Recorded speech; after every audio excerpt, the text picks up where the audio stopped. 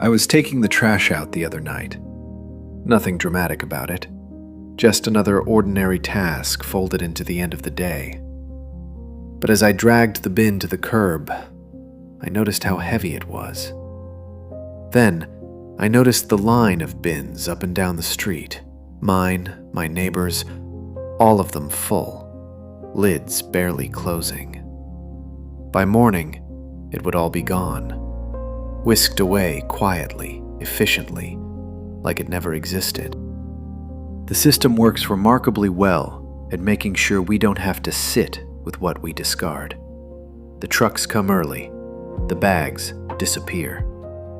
There's no pause built in, no moment where we're asked to look at the volume of what we consume, or question how quickly things move from wanted to waste.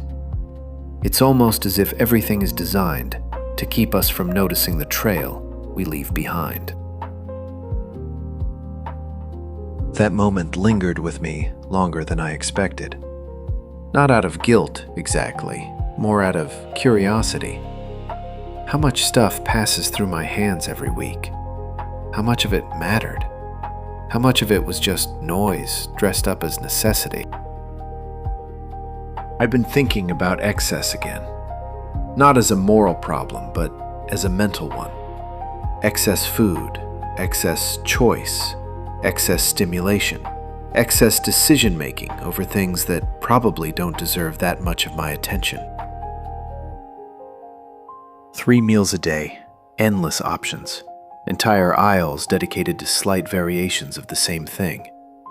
Somewhere along the way, nourishment turned into negotiation. What to eat, when to eat, how much, how many sides, how many courses. Eating became less about listening to the body and more about managing abundance.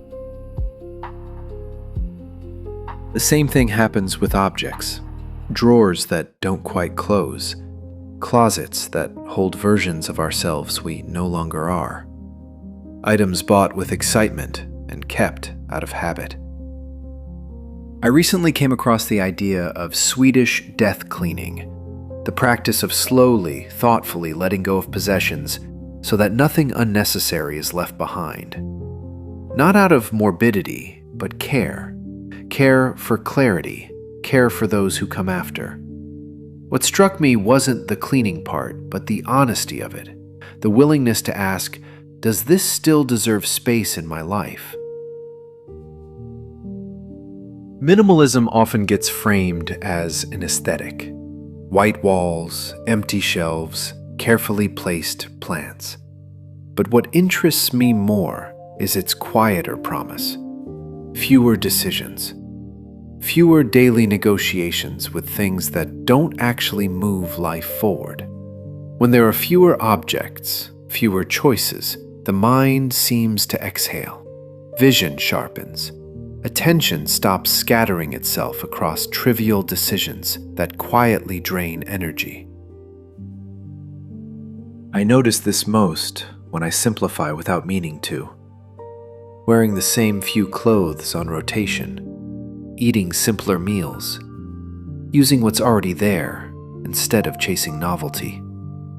There's a strange calm that comes from not having to decide so much, as if mental space, once reclaimed, remembers what it was meant to do.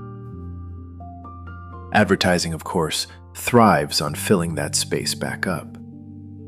Ads are beautifully engineered interruptions, designed to create dissatisfaction where there was none moments before. They don't ask whether I need something, they assume I do. Or worse, they suggest that wanting itself is a virtue, that ambition and accumulation are the same thing. But they aren't. Ambition, at least the kind I still respect, feels different in the body. It has direction. It asks something of me. It stretches time rather than filling it. Wanting to build, to learn, to grow, that feels rooted. Buying, scrolling, consuming often feels more like anesthetic, something to soften the edges of boredom or uncertainty without addressing it. I'm learning to notice the moment, between seeing and wanting. That pause where I can admire something without needing to own it, where I can acknowledge beauty, convenience, or cleverness and still walk away unchanged. That pause feels like freedom, small but real. The trash bins will be full again next week. The system will keep moving, efficiently hiding the evidence. But every now and then, I catch a glimpse of it, the volume, the speed, the quiet excess, and it makes me wonder what life might feel like with less moving through me. Less clutter, fewer decisions, fewer automatic wants. Not a smaller life, just a clearer one. I don't have a manifesto, just a growing suspicion that clarity doesn't come from adding more, but from letting go of what never needed to be there in the first place.